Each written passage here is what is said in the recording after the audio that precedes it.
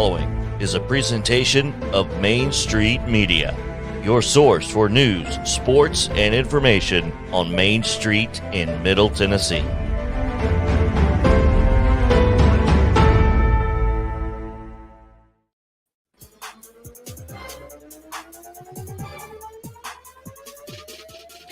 Welcome into Main Street Sports Today, presented by Mid-Tennessee Bone and Joint. Chris Yao alongside Mo Patton here, and glad to be with you here back on Thursday. We missed you yesterday.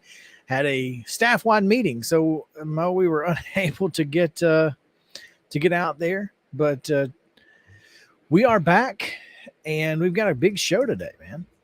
Hey, yeah, looking forward to it. Looking great to be back, obviously, and got a couple of pretty good guests, I think. The new athletics director at Zion Christian, Kelly Bratton, is going to be joining us here later in this hour. And in the next hour, we will be joined by ESPN baseball writer Jeff PASSAN.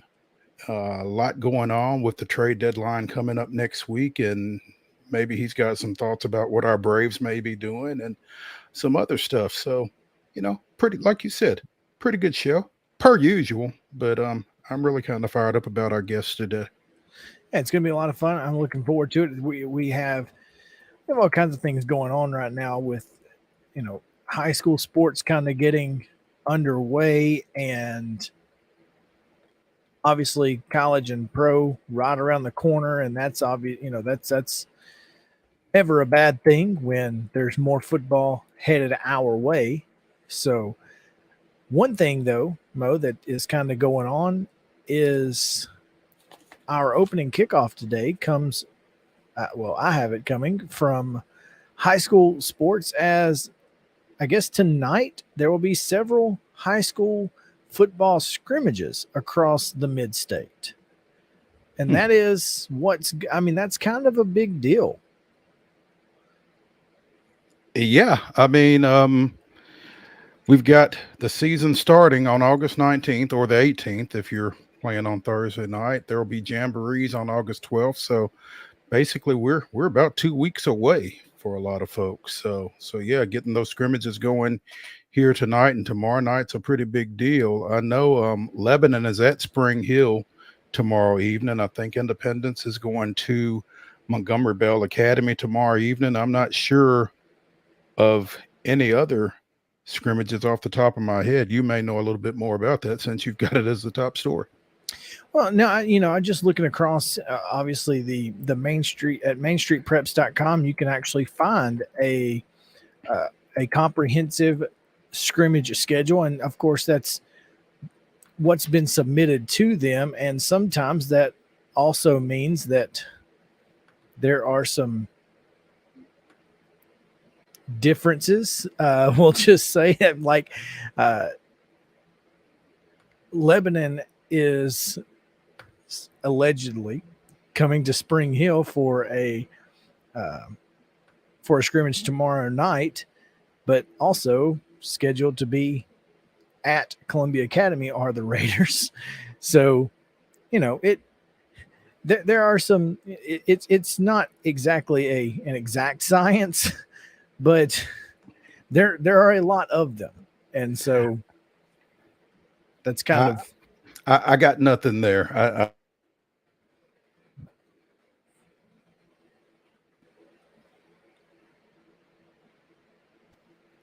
don't know if that's me or you that froze up a little bit there. Nah, I don't know what to tell you. There you go. You're back. There you go. You're back, Mo. Are we back? Cool. Well, yeah. Again, there's a lot of stuff going on in high school sports. It's basically the kickoff of the season. 7-on-7s have kind of gone by the wayside, and scrimmages will start picking up. And that means that you get to see some linemen passing blocks. Yeah, they finally get involved, other than just one of them snapping it back to the quarterback. So I'm sure that the linemen on both sides of the ball are a little excited that real football is around the corner for them. As Tony Brunetti, the Pearl Cone coach, once told me, walking off the field after a 7-on-7, everything changes when you put the pads on. So everything does change, but even in these scrimmages, you can see some very odd things, such as you and I know specifically last year we watched Columbia Central hold Tullahoma scoreless, and Tullahoma just went and won a 4A state title. Is all. Maybe that was the turning point for Tullahoma. that was the wake up call. Yeah. Well, tonight's John Olive obviously coached him up from that point. So yeah, clearly.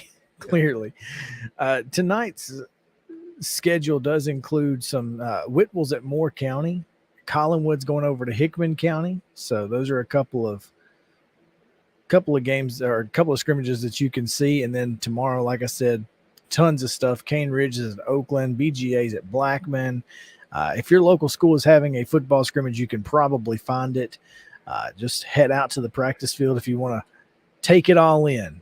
I tell you, I'm seeing that Beach at Northeast scrimmage, and I remember when those two played on a Thursday night. It's been about 8 years ago, probably more than that, because Jalen Reeves-Maben was on the field for Northeast, and Jalen Hurd was on the field for Beach, and both those guys are long gone from the high school level, but that was a really fun matchup there, and so to see them scrimmaging each other tomorrow night, that's kind of cool.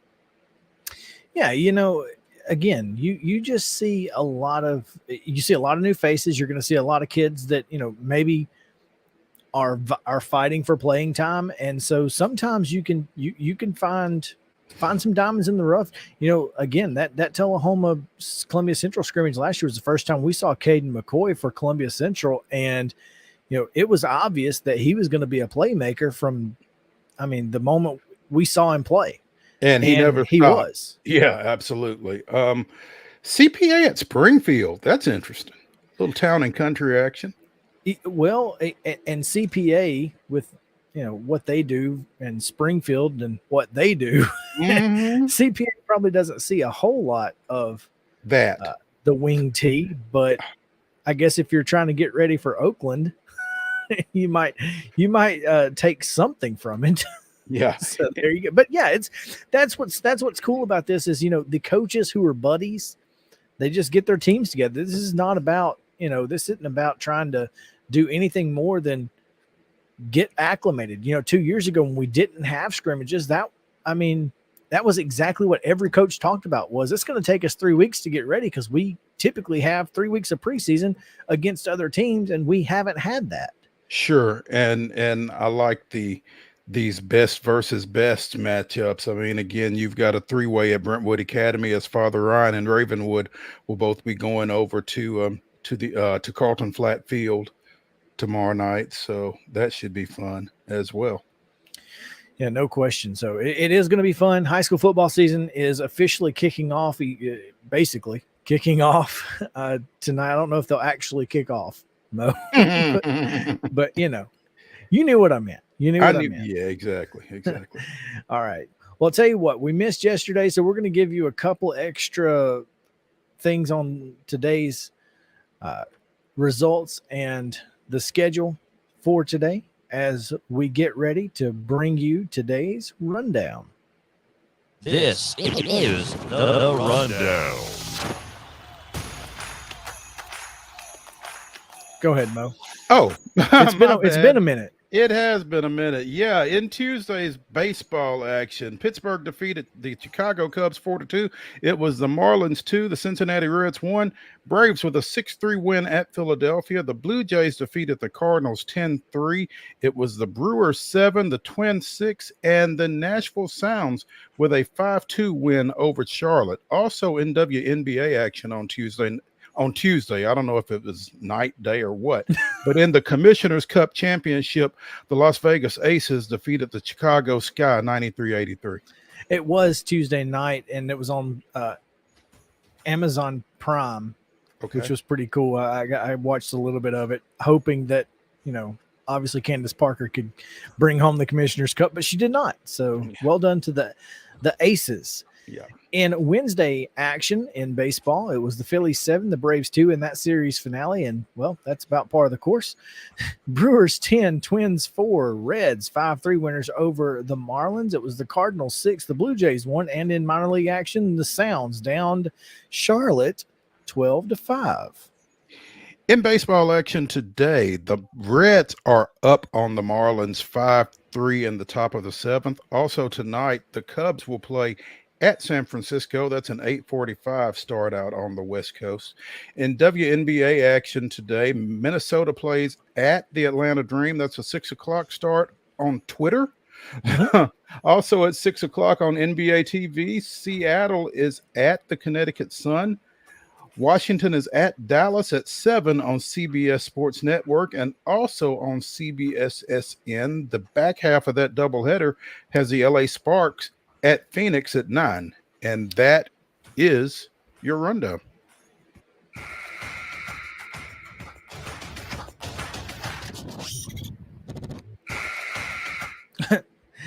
All right, we will be right back. When we come back, we're going to be joined by Kelly Bratton, the new athletics director at Zion Christian Academy, and he'll tell us about what he's got, what his thoughts are for the Eagles programs as they find themselves in the TSIAA right now, and see what the future holds for the Eagles. So stick around on Main Street Sports Today, presented by Mid-Tennessee Bone and Joint. We will take a quick break, pay some bills, and when we come back right after this.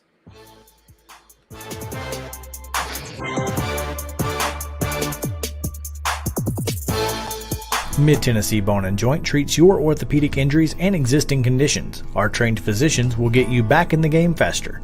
Contact us at 931-381-2663 or www.mtbj.net.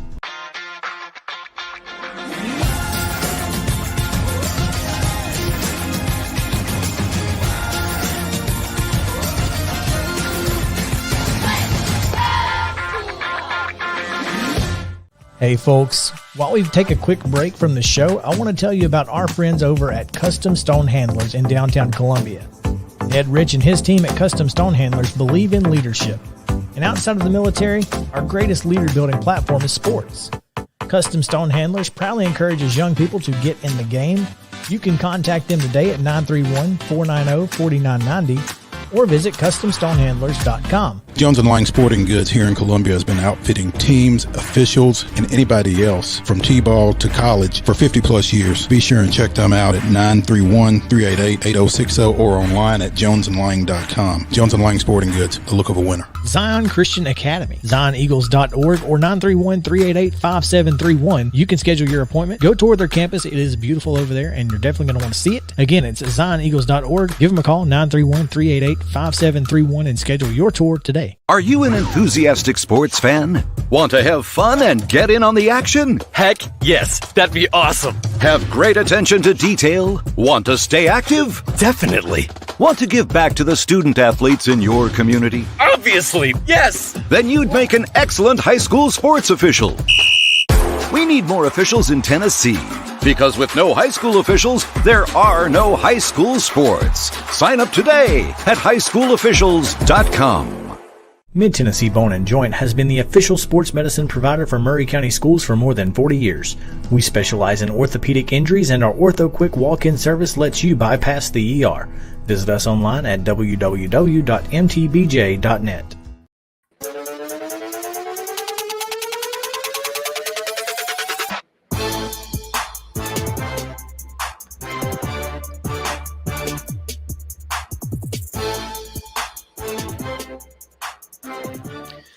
Mo, I haven't clipped out I haven't clipped it out yet, but you know I'm going to clip it out where David Cutcliffe said he would recruit me, right? That's just going to be like my pinned Twitter. I'm shocked that you haven't already, actually. But, I just thought about it when I was making doing a little dancing there to some old school SM10 music there. Yeah, when you were doing the Kevin. Yes, exactly. It was definitely. I was certainly doing the Kevin James because I wasn't moving my feet, just side to side. Stay right there. Yes, stay right there. Oh man, well, let's do this. Let's talk a little high school sports, because of course we are covering you from preps to pros here on Main Street Sports today. And we start with preps. We got pros later. And this is Coach's Corner, presented by From the Heart Cafe out in Chapel Hill. From the Heart Cafe, Renee, Hart, and the gang are keeping you fed and happy. I promise. All you got to do is just go out there and see her, just like you're going to Henry Horton. It's right there on the right after you turn off of 99 from Columbia. You can't miss it. Well, I guess you can miss it, but only if you don't turn the right way. Wow. Wow. I thought we were done with that. You know, it's been a while. We didn't miss it. We just didn't go Didn't the get right to direction. it. Yeah. We didn't miss it. You can't miss it if you actually, get there. So it's all good. But go see Renee, because she's got great burgers, great sandwiches, and the best desserts this side of the Duck River, or that side of the Duck River. I don't know which side we're on, if we're on the same side or not. I have no idea. We're not. So there you go. All right. But to do that, we're going to talk with brand new athletics director at Zion Christian Academy, Kelly Bratton. Kelly, what's up, man? Hi, guys. How are y'all doing? We're doing well, man. And when Chris says brand new, he means like in the middle of his third day as Zion Christian athletics director. You have no idea how brand new. I've hit the ground running and just trying to keep shoes on my feet. It's like drinking water through a fire hose, huh? And you just got to take it sometimes. I understand. Kelly, congratulations on the new gig, coming back to athletics. As we mentioned in an article on mainstreetmurray.com, previously athletics admissions director at Martin Methodist, not to be confused with UT Southern, but after a 7-year baseball coaching career with the Red Hawks and previously with Columbia State, most recently spending some time in the banking field, but coming back from that. And I can see where this would be a little bit more fun, Kelly. It is. Like we've talked a little bit before, I've always been in athletics since I was old enough to remember. And once I got into the banking field, I did enjoy that. It was a very good job, but this has always been appealing to me to be an athletic director and try to lead an entire athletic program. So when the opportunity came up, we thought about it and prayed about it,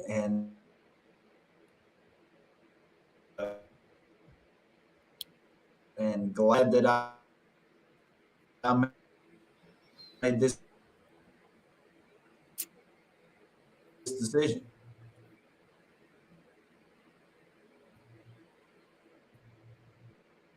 He's coming in and out, Mo. I know the internet may be a little bit of an issue. That may be part of it. Matter of fact, learning your internet capabilities is part of the first 3 days of the job, apparently.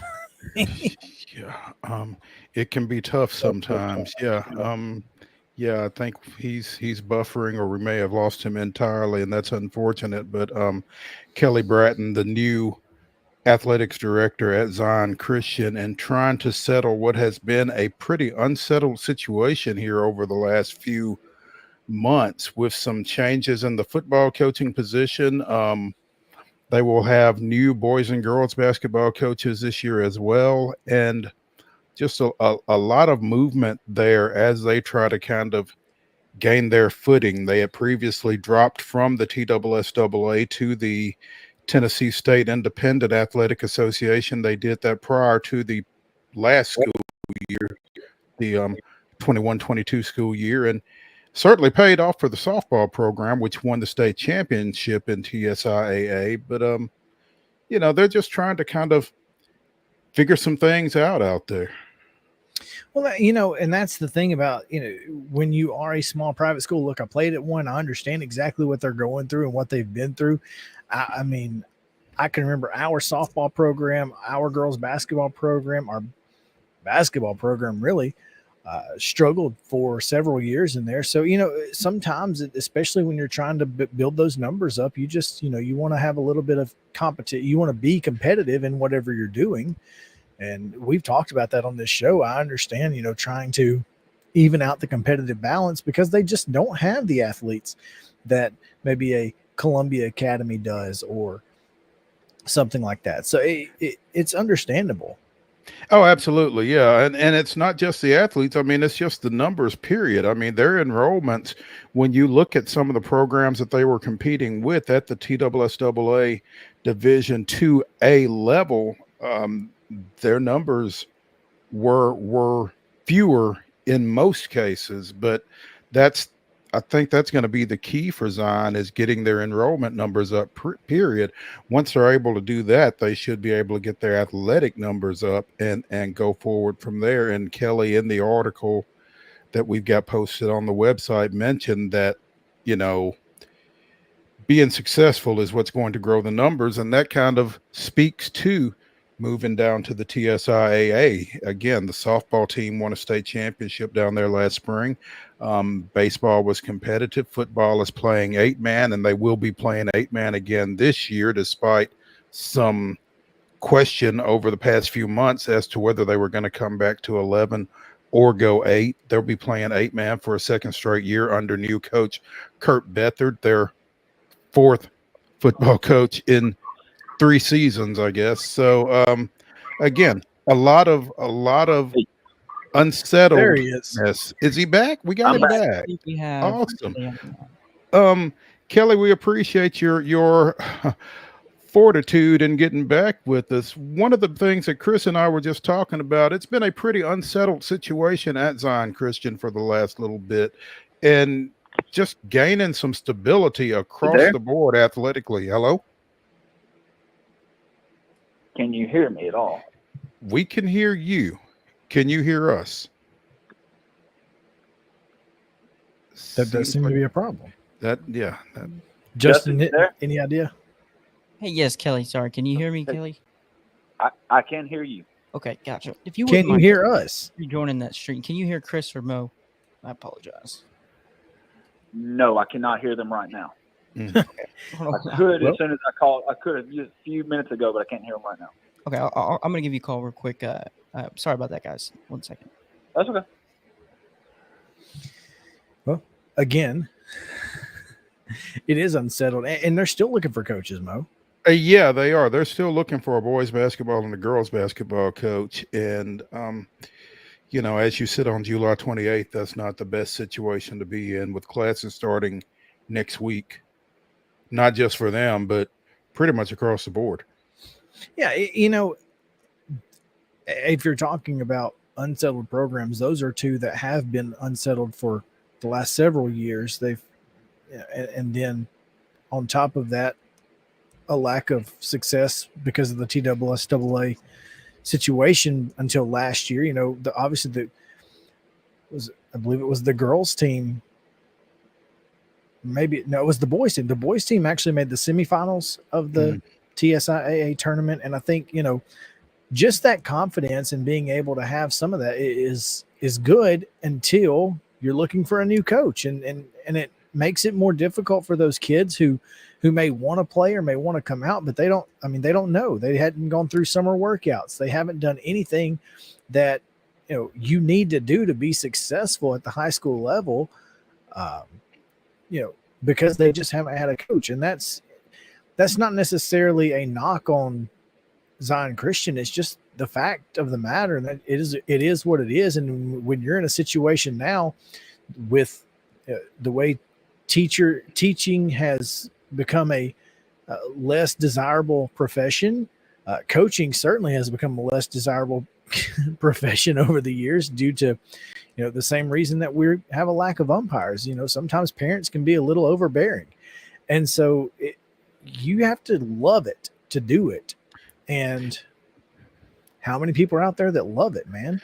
Yeah, no doubt. You do have to love it, and that's going to be one of the keys for Kelly Bratton as he takes on this athletic director's position. And he mentioned it in the article. I think we're just going to have to make sure we bring the right people in. Once that's established and we show we're headed in the right direction, I think we're going to have the right coaches that want to be there. So, identifying folks that are in it for the long haul, like you said, that are willing to deal with growing a program from a number standpoint, from a success standpoint, that kind of thing. And that's what Zion Christian is going to have to do. They're kind of fighting an uphill battle from a number standpoint and just need some stability at this point.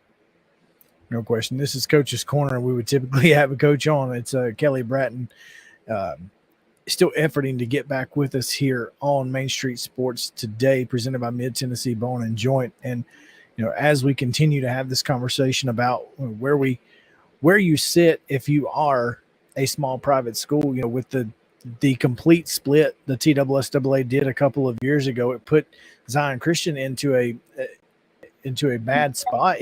Even Columbia Academy, Mo. I mean, when they were having to play against Davidson Academy in Class 1A and Jackson Christian, and you're talking about, here's another thing, the travel.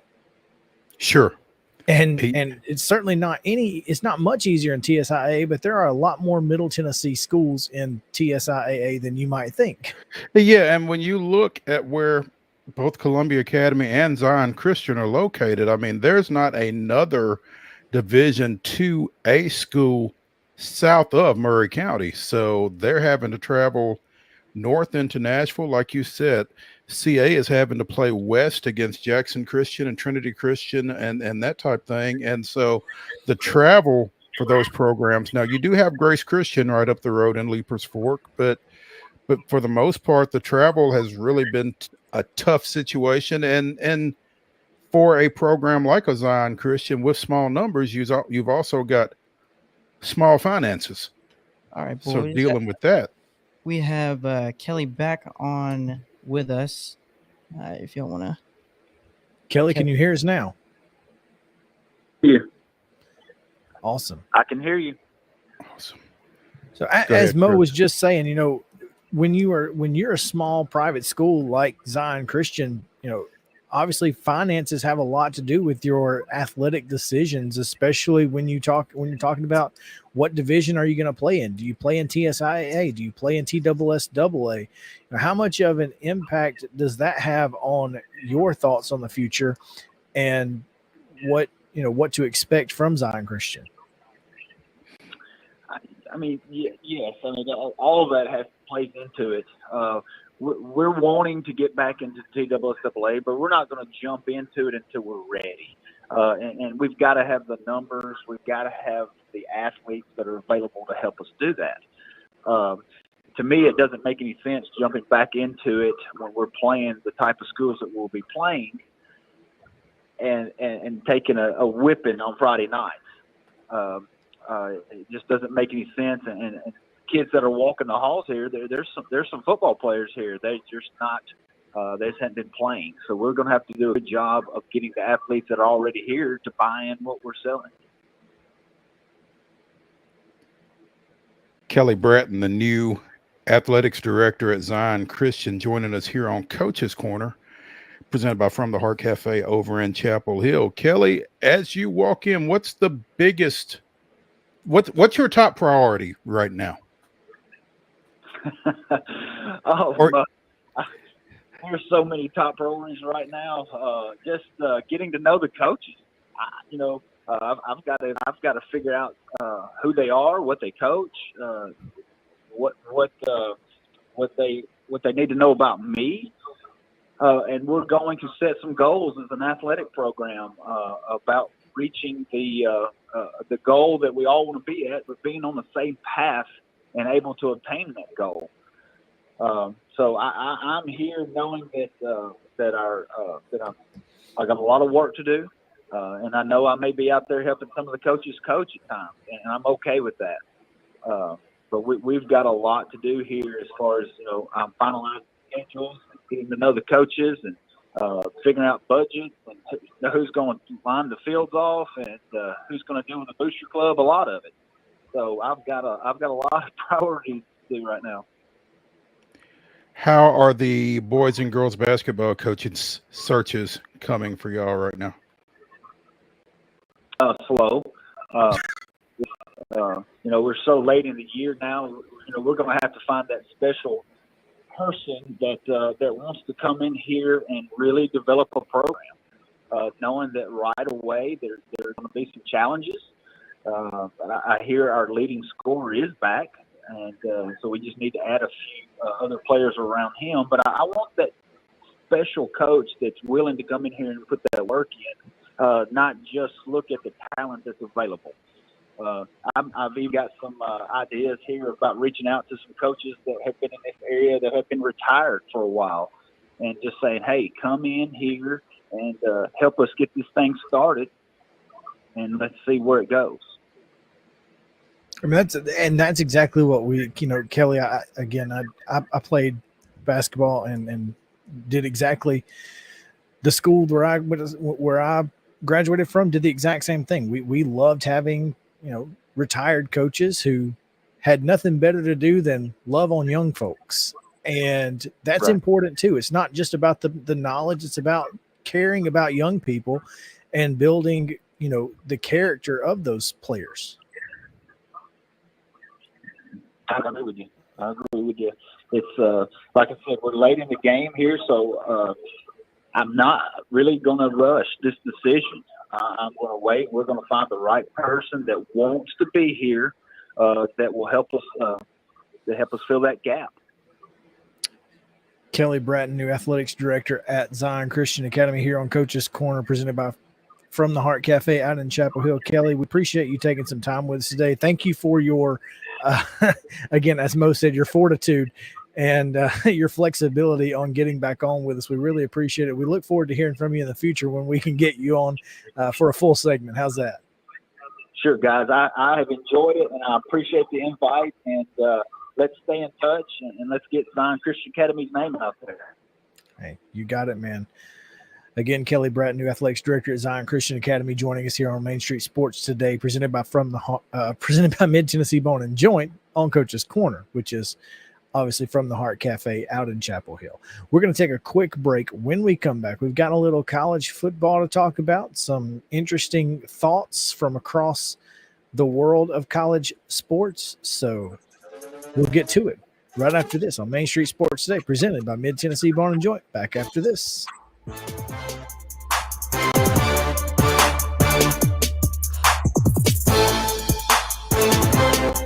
Mid-Tennessee Bone and Joint treats your orthopedic injuries and existing conditions. Our trained physicians will get you back in the game faster. Contact us at 931-381-2663 or www.mtbj.net.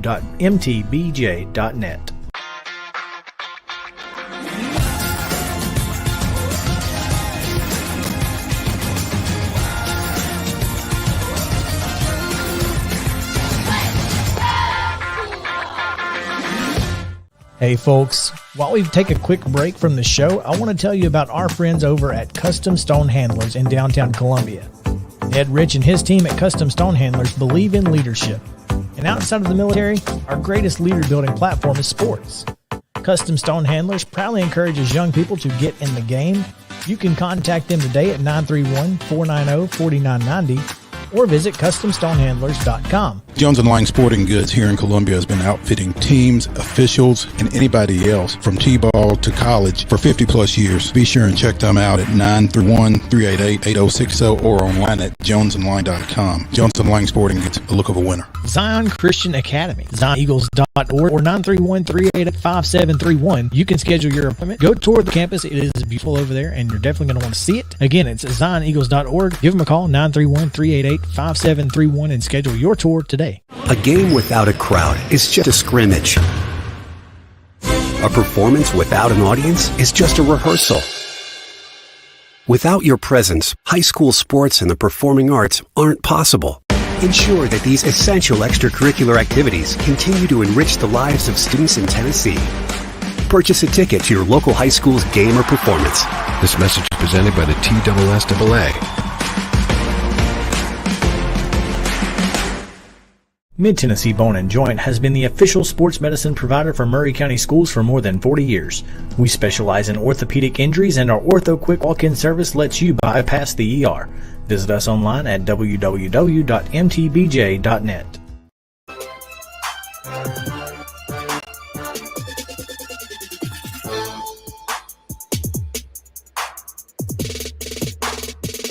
Welcome back in Main Street Sports today, presented by Mid-Tennessee Bone and Joint. Chris Yao, Mo Patton, here with you on this Thursday. It's a throwback Thursday, I guess, if you're talking theme music. There you go. Hashtag TBT. So I guess that's what we got right now. But we are going to have a discussion about what was said on another radio show, a national radio show, as Jim Rome had Missouri football coach Eli Drinkwitz on, I guess, yesterday. And Coach Drink had some things to say. And I thought maybe, I thought he was smarter than this. But apparently he's not. And took some shots at the Vols. Now, to be fair, I'm not sure if it's a question of intelligence or if it's just a question of personality. Coach Drink likes to stir it up a little bit. He does. He really, he and Lane kind of trying to take on a certain former coach's role, and I could see that being a thing if you didn't get beat by 30 plus points. You gotta back it up. I mean, you can't talk that smack when you're getting beat by 5 touchdowns. No, which he did. So yeah, and so essentially, he was really more taking a shot at the Tennessee issues with the NCAA.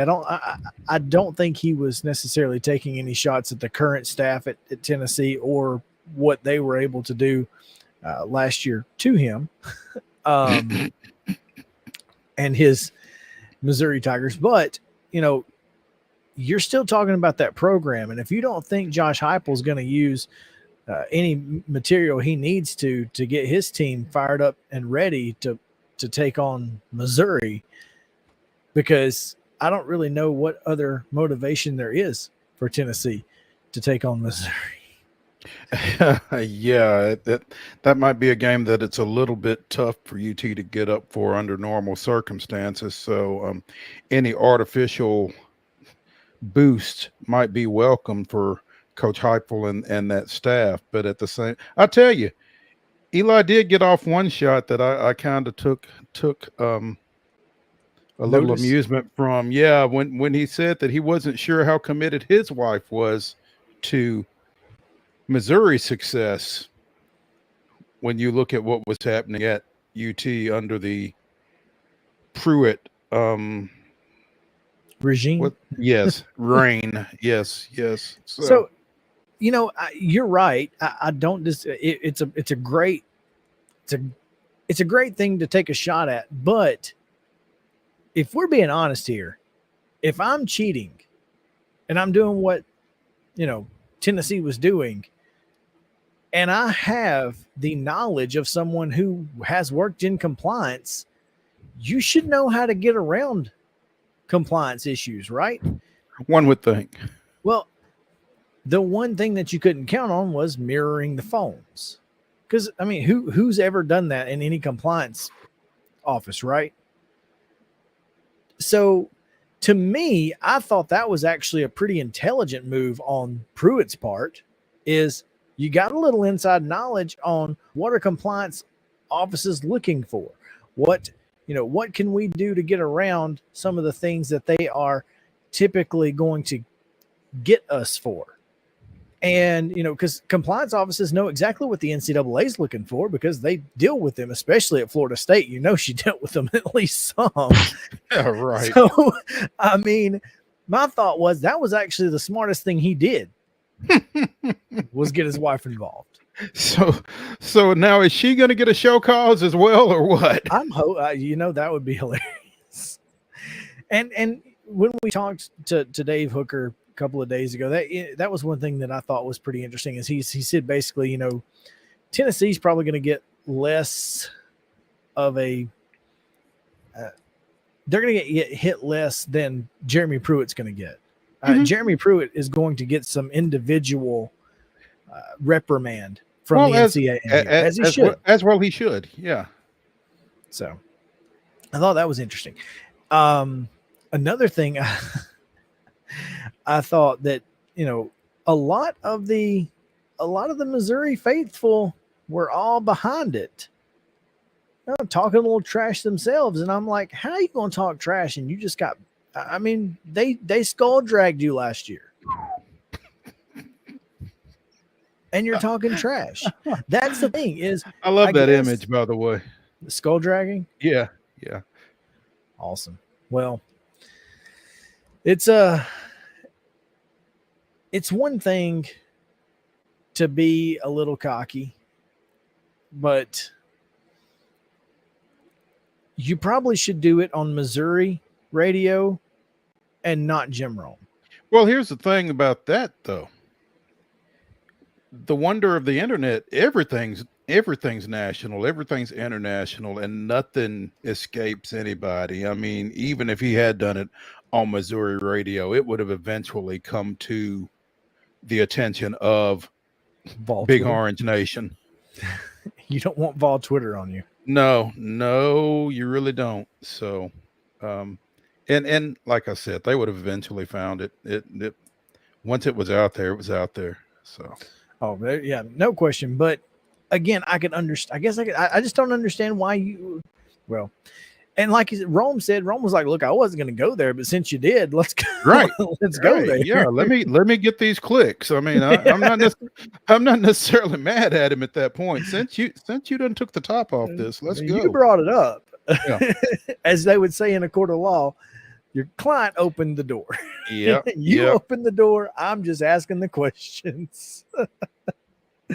Oh man, well, good for Drink. Let him do his thing, whatever gets his fan base fired up. If that's what it takes. But the problem is you've also now got Vol football fired up, and it's probably not good for a team that beat you by 30 plus last year. So, well, and by the way, hang with me. I'm hanging. November 12th. That's a long way away. I think he might actually he might get away with this. It's a long way. I don't know, man. UT fans got long memories. Yeah, they get those elephant memories, don't they? Yeah. Well, let's mustard bottles and golf balls will be on hand. I got a feeling. Who knows? But yeah, let's take a break. I have another topic, and we can get to it later in the show because I think it's way too much to get into right now. But we'll get into it later in the show. We got some Braves content coming up, but we're gonna take a quick break, and when we come back, it'll be halftime here on Main Street Sports Today, presented by Mid-Tennessee Bone and Joints.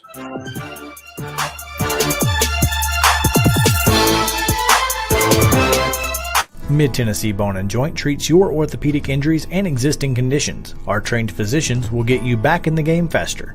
Contact us at 931-381-2663 or www.mtbj.net.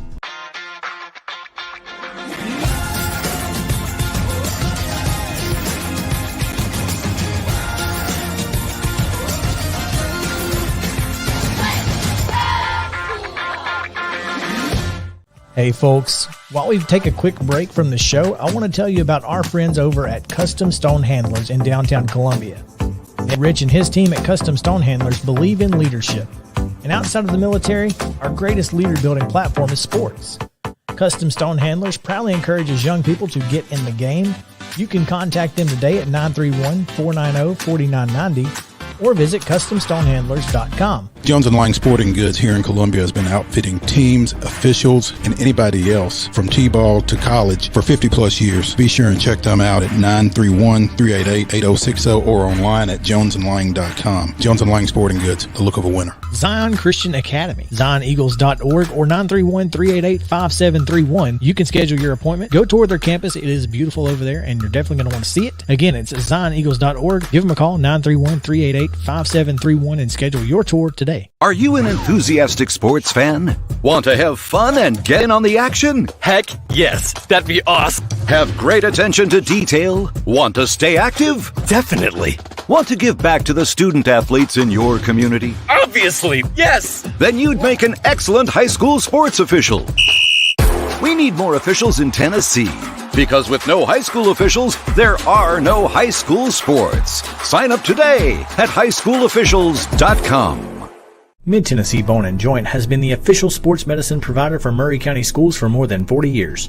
We specialize in orthopedic injuries, and our Ortho Quick walk-in service lets you bypass the ER. Visit us online at www.mtbj.net.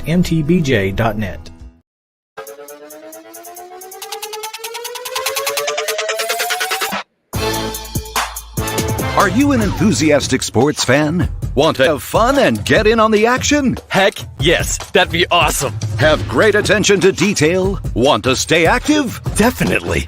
Want to give back to the student athletes in your community? Obviously, yes. Then you'd make an excellent high school sports official. We need more officials in Tennessee, because with no high school officials, there are no high school sports. Sign up today at highschoolofficials.com. A game without a crowd is just a scrimmage. A performance without an audience is just a rehearsal. Without your presence, high school sports and the performing arts aren't possible. Ensure that these essential extracurricular activities continue to enrich the lives of students in Tennessee. Purchase a ticket to your local high school's game or performance. This message presented by the TSSAA.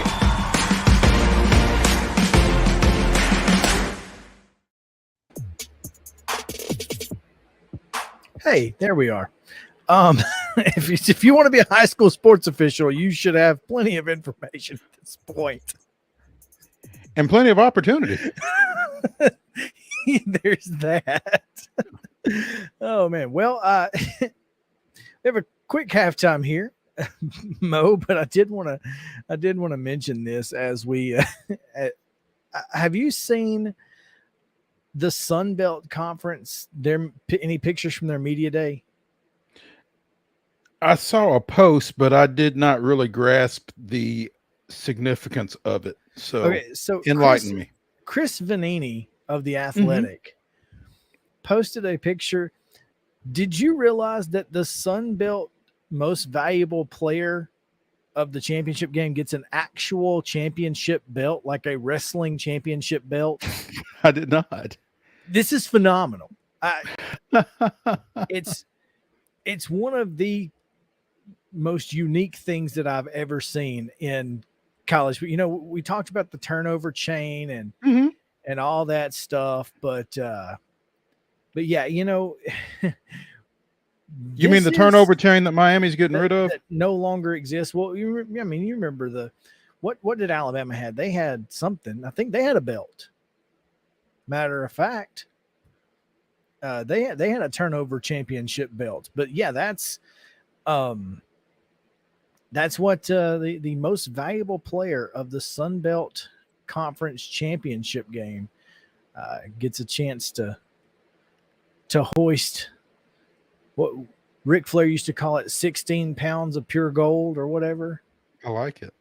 So it's pretty interesting. A Ric Flair mention. Well, you know, he was at Titans practice today.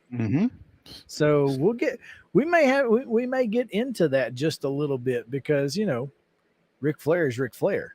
No doubt. And there is that. So, all right, we will see here. We will take a very quick break. When we come back, we will get into the Braves. So that's always good. So Stick around here on Main Street Sports Today, and we will be right back after this.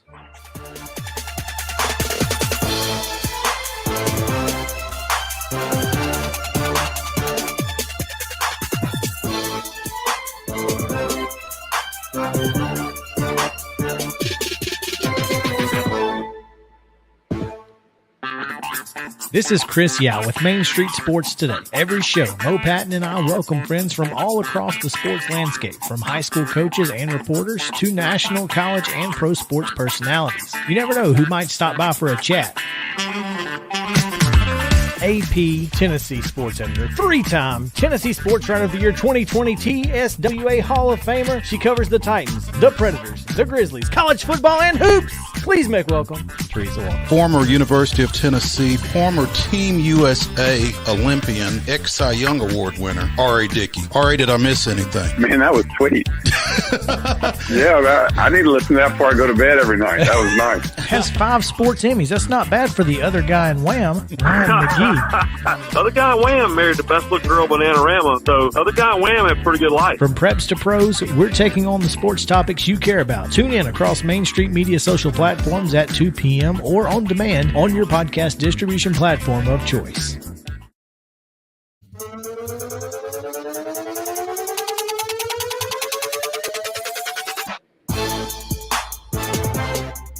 Welcome back in Main Street Sports Today, presented by Mid-Tennessee Bone and Joint. Chris Yao alongside the Hall of Famer Mo Patton, coming to you from our humble abodes. It is pouring rain right now outside here in Columbia, Mo. I mean, an absolute downpour. I can't see outside here. I thought I heard some thunder a little bit ago here in Franklin, but really has me excited about the drive to Columbia after the show that I need to make. So, and also the the softball camp that you're going to later today. Yeah, the KB Sides hitting camp is scheduled for tonight, and we'll see how that goes, I guess. Do they have an alternate site? Well, might be weatherproof. They were supposed to, which I mean, there is one available, or there was one available. I don't know that it is now, because when we looked at the radar, it looked like it wasn't going to be raining, and still doesn't look like it's going to rain while she's actually doing the camp. I guess it's just a matter of, is it okay to get on the field? Mm-hmm. You know, this is what she said, though. She said, look, I had to play in rain. Sometimes the field's going to be wet. Figure it out. Spoken like a coach. I like it. I mean, right? You overcome adversity. Yeah. Speaking of adversity, the Atlanta Braves are facing some adversity right now, as the New York Mets took a 2-game set from the Yankees. Did not expect that. Didn't see that coming. While, in fact, the Braves were dropping 3 of 4 between the finale to the Angels at home and 2 of 3 in Philadelphia. So much needed off day today. But certainly didn't see that coming either. No, didn't see them dropping 2 of 3. You know, clearly didn't. Max Fried decision.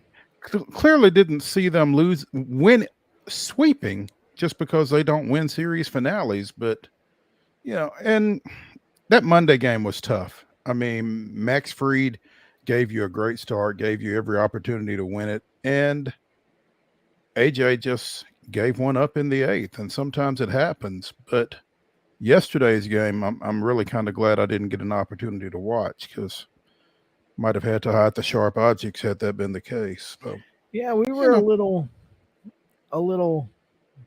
busy yesterday in that, and thank goodness we were, because I don't know that I could have handled it either.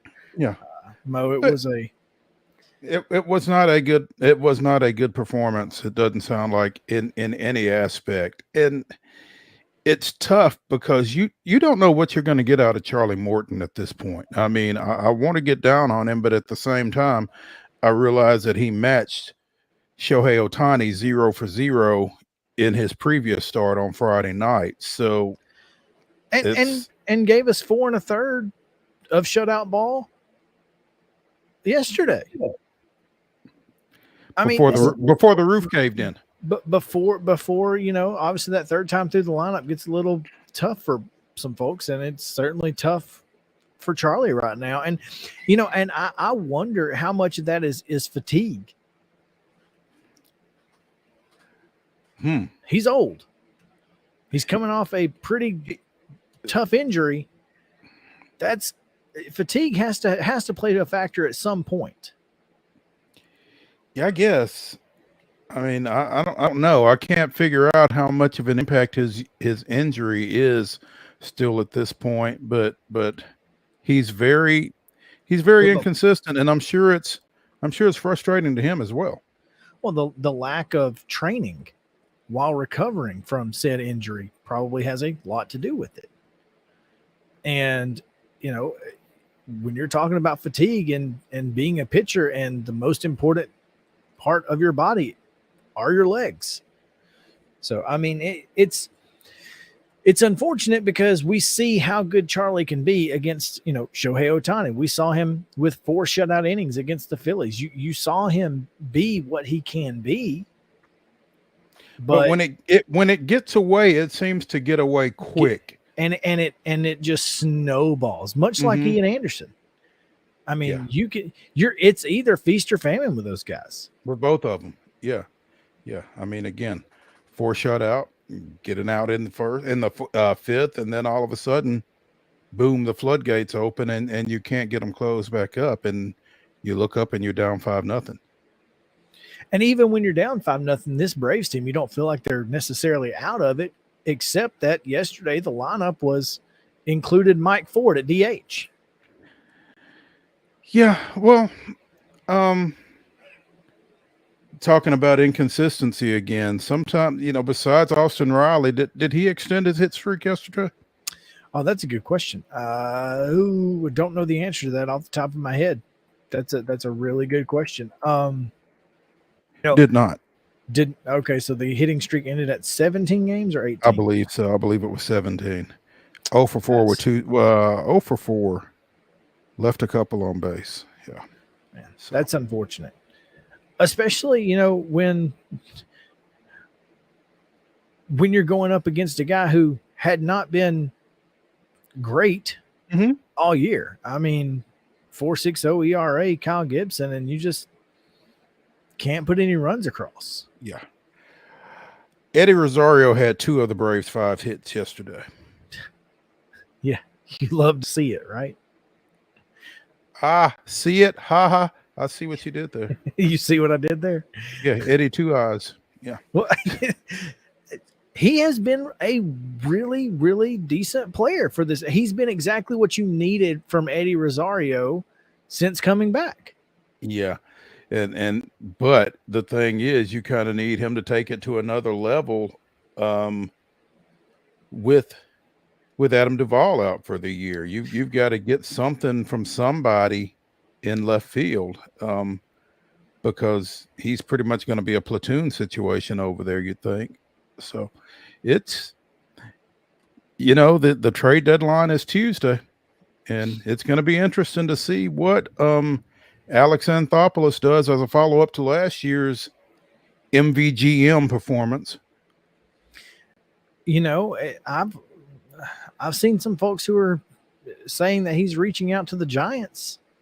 About Jock Peterson. Now, look, I don't think Jock is better than Mike Ford. Don't get me wrong, but I mean, poor Mike Ford. He didn't do anything to deserve this. He hasn't done anything. That's the problem. Who was the guy we had at the beginning of the year that we were giving all this slander to? And I forget who it was. Corey Dickerson. Yeah, the catcher, or Alex Dickerson. Yes, Alex Dickerson. Yes. You don't even remember his name. Goodness, exactly. Shows you how much of a mark he made. Yeah. So there you go. I mean, it is what it is. You're going to you're going to have to hope some guys come through, but Alex Anthopoulos, he's got a couple of days to work, and if I know him, he's working. Oh, no question, and I'm excited to see what happens Monday or Tuesday. I think the deadline is 2:00 our time on Tuesday afternoon, and I saw a quote somewhere where the morning of the deadline last year, he didn't have a thing working. So should be fun. I hear the music. That means it's time for This Day Embrace History. Yes, on July 28th, 1992, Nuxie Phil Necro collects his 250th career victory as he completed 7 innings and allowed just 2 runs on 5 hits in an 8-6 win over visiting San Diego. Al Raboski, the Mad Hungarian, pulling his best Will Smith, allowed 3 runs in the 8th before Gene Garber held the Padres to a run in the 9th for his 19th save of the year. Necro improved to 10-3 on the year with the win. There you Phil go. Necro. All right. We're going to take a quick break. When we come back, we'll have ESPN's Jeff PASSAN with us, and we'll talk some MLB trade deadline action and see what we got. So stick around. Main Street Sports Today, presented by Mid-Tennessee Bone and Joint, is back after this. Are you an enthusiastic sports fan? Want to have fun and get in on the action? Heck yes, that'd be awesome. Have great attention to detail? Want to stay active? Definitely. Want to give back to the student athletes in your community? Obviously, yes. Then you'd make an excellent high school sports official. We need more officials in Tennessee. Because with no high school officials, there are no high school sports. Sign up today at highschoolofficials.com.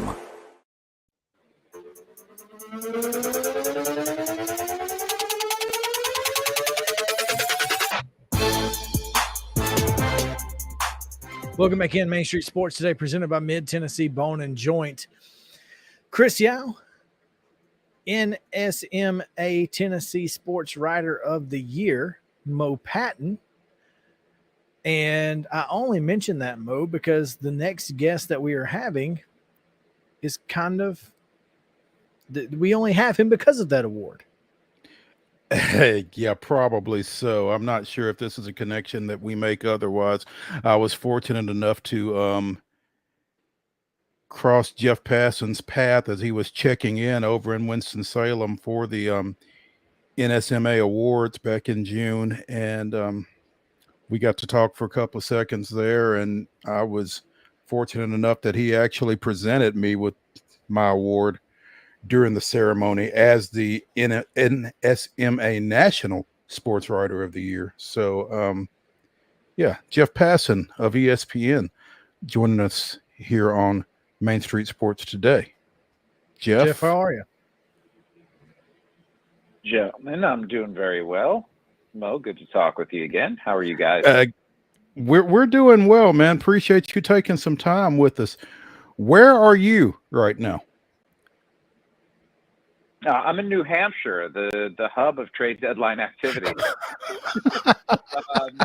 My child goes to camp here, and it was supposed to be visiting day this past weekend, and it got canceled because of COVID. So, yeah, I'm just hanging out up here. I'm going to Bristol tomorrow, and we'll be there for the remainder of the trade deadline through August 2nd. So I assume you will see my ugly mug on TV a fair bit these next few days. Well, we look forward to it.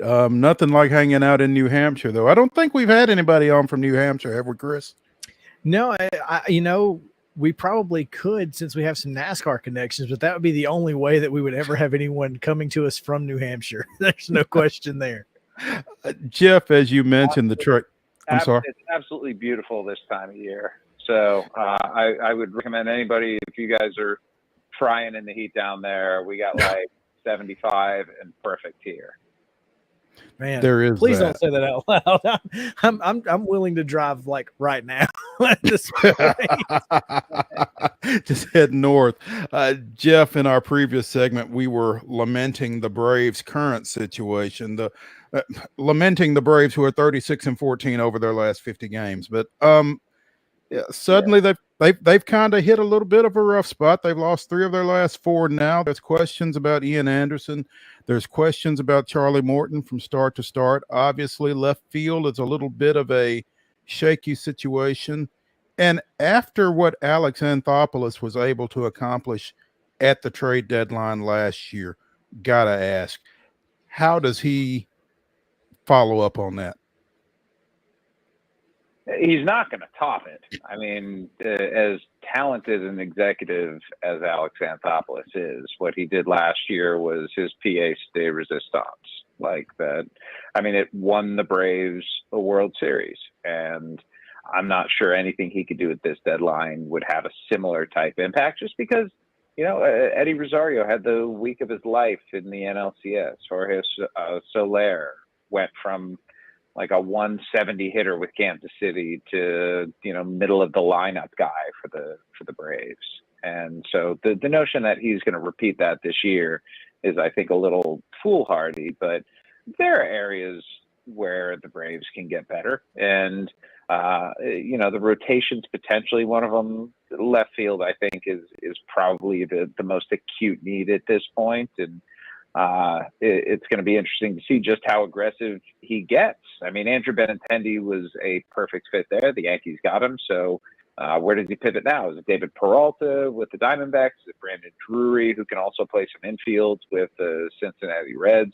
There are options out there. I just don't think that the Braves at this point, frankly, have a good enough farm system to go out and get one of those big name guys. Most of their reinforcements have either been traded or are in Atlanta already, and it's one of the reasons what their farm system has produced that they're as good as they are now. And I think they're probably, alongside the New York Mets, the biggest threat to the Los Angeles Dodgers at this point. The thing is, I guess, Jeff, is Anthopoulos doesn't have to be as good or doesn't have to get the impact guys this time that he was able to get last time. Is that a fair read? Right.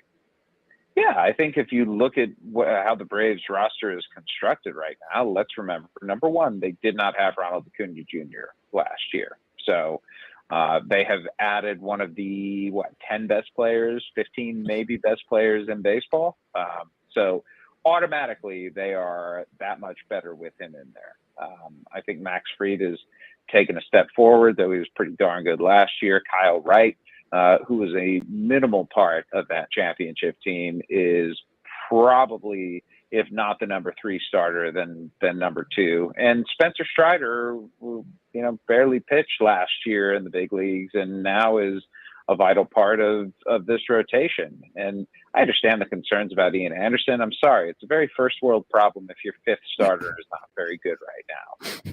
When you have a bullpen like they do, though, when you can go, you know, Jansen, Matzik, McHugh, Smith, Minter, Chavez, like those are all guys who are, you know, when Will Smith is having the worst year in your bullpen, and this is the guy who was your closer last year, it tells you just how deep this bullpen is. And it's been one of the best in baseball. And then you look at the power. And what the Braves did last year was they had a better bullpen in the World Series and hit more home runs than the Houston Astros, and they won baseball games. That same formula can be repeated this year. Jeff Passan of ESPN joining us here on Main Street Sports Today, presented by Mid-Tennessee Bone and Joint. Jeff, you mentioned the power and the pen for the Braves. Are those pretty much the 2 keys for them as they come down the stretch? I mean, I think those certainly are the hallmarks of this team. And it's not like the power is concentrated in one area. You know, Austin Riley has 28 home runs, but Matt Olson has 20 and Ozuna's got 18, and you know, Darno and William Contreras and Dansby Swanson all have more than 10, and losing Adam Duvall isn't great. You know, that's the acute reason for them to go out and get an outfielder. But if they don't add to it, and by the way, I also did not use the names Ronald Acuna Jr. and Ozzie Albies and Michael Harris there, all of whom are right on the cusp of double digits themselves. So we're talking everybody in the everyday lineup has power. That is clearly something that behooves the Braves. And listen, when you're in the postseason, guys, you can get away and win a World Series having 1 or 2 starters. The fact that the Braves have Fried and Wright, who both have sub-3 ERAs alongside Strider, you know, it gives Morton and Anderson a little bit of time to get right. And I'm not going to sit here and begrudge Charlie Morton too much, by the way. He's still got aside from Strider, the highest strikeout rate in the rotation. He's given up a few more home runs than you would like to see this year, but that sort of thing tends to even itself out over time. And he's still a pretty difficult pitcher to hit. So I'm never counting out Charlie Morton, but certainly not because of a couple of questionable starts. Jeff, I want to move away from Atlanta for just a few moments because, here in Nashville, we are the melting pot of Major League Baseball fans. You have a ton of Cardinals fans thanks to the Memphis Redbirds AAA affiliate. You've got Cincinnati fans who are here. Of course, this is right in the middle of Braves country as well. So you mentioned the Reds probably, selling at the deadline, and of course, a lot of rumors swirling that, St. Louis could be where Juan Soto ends up. For our Cardinal fans, is that a legitimate thought? I mean, it's a very legitimate possibility if you look in a vacuum at the prospects that the Cardinals have and the desire for the Washington Nationals. Like the Cardinals very easily, whether it's with young position players like Jordan Walker and Mason Wynn and Nolan Gorman, or with pitchers like Gordon Graceffo and Matt Liberatore, they very easily could go and get him. But I think their priority at this point is probably more of a starting pitcher. So I don't see Juan Soto as their target right now, but if the price comes down, their farm system is deep enough where they could go and get Soto and a front-end starting pitcher and still be okay with it. Well, they're only 2.5 games out of the wild card game. So this is a team that certainly is going to be buyers at the deadline. Is that fair? Oh, they're a wild card. Like the Cardinals are a wild card team right now. They're a half game up on the Phillies. They're only 3 back of the Brewers for the Central Division title. So, and remember, they've got quite a bit of talent already on the big league roster. If you look at the run differential, which tends to explain a team's record, the Cardinals actually have a better run differential this year than the Brewers. So, their bullpen, there's some questions there and some understandable ones, but there's just not a lot of relief help available at the deadline right now. If there's someone that they could target, Gregory Soto from Detroit would be a good long-term fix, a left-hander and a bullpen that really doesn't have an elite back-end left-handed guy. So you could see the Cardinals playing in that sandbox too. When you have a farm system like they do, the number of possibilities, they multiply. And so John Mozeliak, their president of baseball operations, really could do whatever he wants and still end up with one of the better farm systems in baseball, barring a Soto trade. You mentioned Gregory Soto of the Tigers, and one of our colleagues at Main Street Media is from Michigan and asked us specifically to ask you about the Detroit Tigers, with a couple of moves they've made right now and what they could be doing at the deadline. Are they breaking down this roster and starting all over again? I got to ask a question as an answer to your question. Does anyone listening aside from him care about the Detroit Tigers? Because I could go into a 2-minute soliloquy on what the Tigers are doing, but I just want to spare you guys that because no one cares. Well, Brady McAtamy is definitely the only person. I say that. Now, you have to understand, Jeff, we are in an area of the country where General Motors' largest United States plant exists. So there are a lot of Michiganders here who probably do care to some extent about the Detroit Tigers. Yeah, ironically, I honestly, I don't buy it, but you sold it.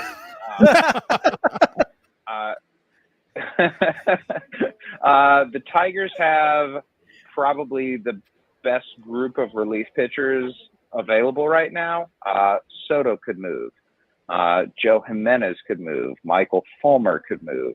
There are a lot of guys who are very attractive to other teams, but the problem is they're relief pitchers. And historically speaking, unless we're talking about an Edwin Diaz caliber guy, teams just aren't that willing to pay for a reliever like Fulmer, who's going to be a free agent after this year, Joe Jimenez, who I believe has a year of club control left, or Andrew Chafin, who I think has a mutual option for next year. The big prize would be Soto, who I think has 3 years of control left after the season, and is an effective left-hander and a guy who's shown that he can close.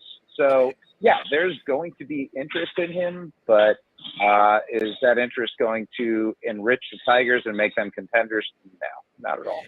And if you will remember, the Braves 2 years ago went and got Shane Green, AL All-Star Shane Green, from the Tigers, and you see how that worked out. So pump the brakes on this Soto thing.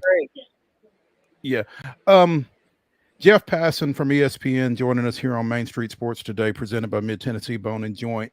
Jeff, before we let you get out of here, we never really had a chance to discuss it, but the MLB draft a couple of weeks ago, former Vanderbilt pitcher Kumar Rocker drafted number 10 in the 2021 draft by the Mets. For whatever reason, they couldn't get anything done, chose not to get anything done. Kumar goes and plays independent ball, goes number 3 to the Rangers, joining former teammate Jack Leiter in that organization. What were you hearing? Were you surprised that he went 3? What were your expectations for Kumar Rocker coming into the draft? Everyone in baseball was surprised that he went 3rd overall. I mean, I have a ton of respect for the people who put themselves out there and try and do mock drafts. And I think the closest one was like 15. So it shocked the industry because, the slot for that pick is about $7.3 million, I think. And Kumar Rocker agreed to sign for $5.2 million. So taking an underslot deal of that magnitude is quite a thing. But Texas believes that Kumar Rocker isn't just healthy, but that he's going to be a big league pitcher very soon. And I don't think it's going to be this year, but it would not stun me at all to see him in the Rangers rotation at some point next season, maybe early next season, because the stuff is there, the pedigree is there, the performance has been there. He just needs to replicate it in the minor leagues, and he's going to be on a rocket ship. Who hits first, him or Leiter? That's a good question. I mean, Leiter right now has a 6-something ERA at AA, so the Rangers weren't afraid to move him quickly to a higher level, but at this point, he hasn't been performing quite as they'd hoped or expected. So I'm going to give the nod to Leiter just because he will have 100+ professional innings under his belt. But I don't discount the possibility that Rocker is going to make it to the big leagues first. There you have it. Jeff Passan of ESPN joining us here on Main Street Sports today, presented by Mid-Tennessee Bone and Joint. And Jeff, we appreciate so much you taking the time with us. I know you're right in the middle of the whirlwind of the trade deadline, so I know that your phone is probably blowing up all the time. So we appreciate you taking some time away and giving us a bit of your knowledge, and we appreciate it very, very much. Now, listen, I'm glad to talk Detroit Tigers baseball and national all the time. Please. It seems weird, but I promise you it's odd. Have a good one, boys. Thanks, Jeff. On the face of it, Mo, he's not wrong. It doesn't make any sense. But, as he said that, I was like, I didn't even think about it, but we do have a ton of people from Detroit who live right here in Columbia. The Saturn effect is real. I mean, go to NHL season and look at all the Red Wings sweaters that you see around. So, I mean, yeah, it's a real thing. I didn't really think about it initially either, but it's a fair point. So never did I really expect to be asking about Detroit Tigers baseball on Main Street Sports today. But if you're going to ask anybody, that was the guy to ask. Yeah. I mean, who else was going to know? It's interesting though, because I kind of want to know now. Like, I want to do a small poll. Like, are you a fan of the Detroit Tigers? I'm just gonna go outside of GM and just start making a ticker note. There you go. Yeah, there you go. Let's take a quick break. When we come back, it's the first day of Titans camp opened up, and we'll talk a little bit about that.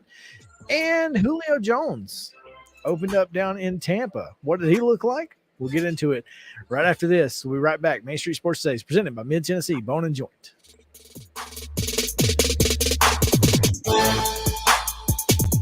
Mid Tennessee Bone and Joint treats your orthopedic injuries and existing conditions. Our trained physicians will get you back in the game faster. Contact us at 931-381-2663 or www.mtbj.net.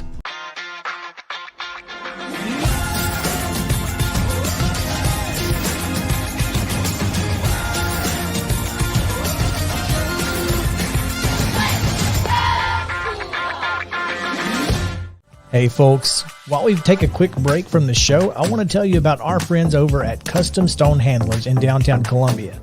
Ed Rich and his team at Custom Stone Handlers believe in leadership. And outside of the military, our greatest leader building platform is sports.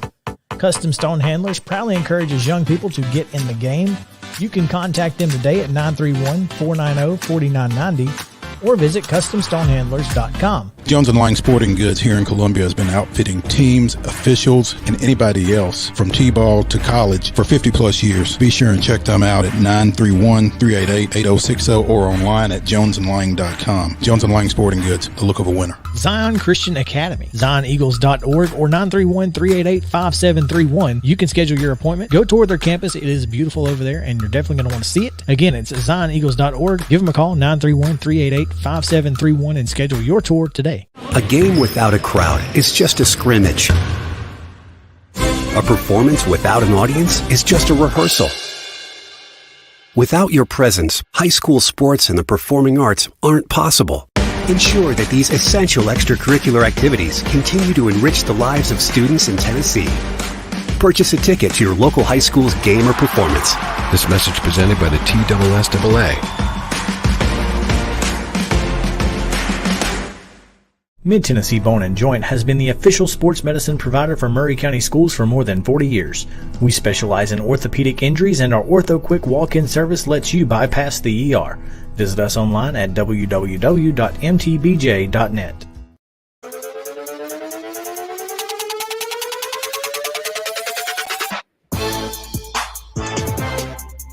Welcome back in Main Street Sports Today, presented by Mid Tennessee Bone and Joint. Mo, I just took a gander at The Athletic, where friend of the show, Joe Rexroad, has an article on the Tennessee Titans. And, you know, we've all heard of Kimye. We've all heard of Benifer, Brangelina. But this is the first I've ever heard of Ray Rob. Oh, wow. Okay, that's a thing. It is a thing on this article here from friend of the show, Joe Rexroad. Well, if Joe says it's a thing, then it probably is. So, well, it fits. It fits. That's all I'm saying. So, thought it was interesting where he. I find it interesting that Vray comes before Rob. Well, J Rob. So Vray Rob. Okay. Yeah. Okay. So I can see how it came together. Yeah, okay, that's fair. But obviously the two biggest questions coming into camp were Treylon Burks, Robert Woods. I saw a tweet today from Teresa Walker who said Robert Woods is expecting to be ready week 1. He was working without a knee brace on today. That would be the biggest win of the preseason if Robert Woods can play week 1, would it not? You would think. I mean, you certainly don't want to rush that, but at the same time, if you've got him week 1, it's tough for that not to be a win, I think. I mean, not just for anything more than, Treylon Burks doesn't have to feel like he is the guy. Yeah, he doesn't have to be WR1 in week 1. of his rookie year. Yeah. Of his career. Yeah. Yeah. I mean, outside of that, it would be Westbrook Akine? Mm-hmm. Des Fitzpatrick? No. I mean, Des kind of came on a little bit late, but not like that. Your number one receiver would probably be tight end Austin Hooper. I mean, truly, that would be your best receiver proven in the NFL if Robert Woods doesn't play, would be Austin Hooper. Yeah, makes sense. That's tough. But after last year's debacle in day one, where Ryan Tannehill found himself running all over the place, tip passes for interceptions, apparently had a pretty good day yesterday. Had a couple of big throws, did not throw any interceptions, didn't find himself being tagged by defensive linemen. So that's a positive. If, honestly, the offensive line was a pretty big question too coming in, and it seems like maybe there's some answers there. Yeah. And, not a lot of names up there. I mean, we know who some of those guys are, but nobody that kind of moves the needle. If any offensive lineman moved the needle, but like you said, Ben Jones, maybe. There were some questions up there, especially with Roger Saffold being gone. Yeah. I mean, Aaron Brewer, Ben Jones, then you've got Nate Davis and Dylan Radins, who knows what to expect from those two guys. Yeah. So but they, as we've mentioned at other points on this show, they don't have to be great with 22 back there. They don't have to be great. It is better if he can get to the line of scrimmage without getting touched, but he's certainly made chicken salad a few times in his career. And so, yeah, they don't have to be great. As long as 22 is back there, he's going to give Tannehill at least an extra half second on every play action play. Sure. Unless they're just coming with an all-out blitz, he's giving you an extra half second, at least, if not more, right? So I think that's where you kind of have to, you have to think about this offensive line. And we saw it 2 years ago, how, I mean, despite having to shuffle everybody in the world around when Lawan went out, they were still pretty good. And Derrick Henry ran for 2,000 yards. Yeah. And you feel like he was going to threaten that again this time around had he not gotten hurt. So, this offensive line, again, I don't think they have to be great, but they have to be good. They need to be good in all facets of the game to, for this offense to operate at its optimum. So it's good to see that they are, gelling together early on. Yeah, no question. Of course, the defense, we've talked about it so many times. Jeffrey Simmons, Denico Autry, Tyler Tart will be coming back. Of course, you got Harold Landry, Bud Dupree on the outside, and then Zach Cunningham anchoring the middle with David Long. This defensive backfield, Christian Fulton and Eli Molden. We heard good things about Caleb Farley, although did see that Buster retired. Did you see that? Yeah, Buster Screen. I'm not sure. Buster Skrine is how I say it. Yeah, the ex UT Chattanooga stand-up. Yep. And then, of course, you got safeties, Amani Hooker, Theo Jackson, and to me, the quarterback of that defense, Kevin Byard at this point. Certainly. Looks like it's going to be a steady bunch, and it's early on, but it's good to see them out there and starting to get some work in and starting to get moving toward NFL football. So. Absolutely. I'm looking forward to it. The Titans day one is complete. Day two is probably complete at this point. But looking forward to hearing more. And of course you can find Teresa Walker's work with the Associated Press. You can find Joe Rexroad on The Athletic. You can find Terry McCormick on TitanInsider.com. Plenty of Titans coverage out there, and we'll be keeping up with them as the preseason gets underway here shortly, and the regular season gets closer. But, Mo, we made it through. Thursday is officially in the books, and it was a lot of fun. Hopefully we'll be back in the studio here soon. Sounds good. Tomorrow's show we should have Heather Williams talking a little NASCAR, and we should have the voice of the Nashville Sounds, Jeff Him. So Friday should be another good one. Should be. Y'all come back with us 2:00 at ms_sports today on Twitter, mainstreetsportstoday.com. Appreciate you guys. For Justin Kulik, our producer, Mo Patton, and Chris Yao. So you have a great day. We'll see you tomorrow.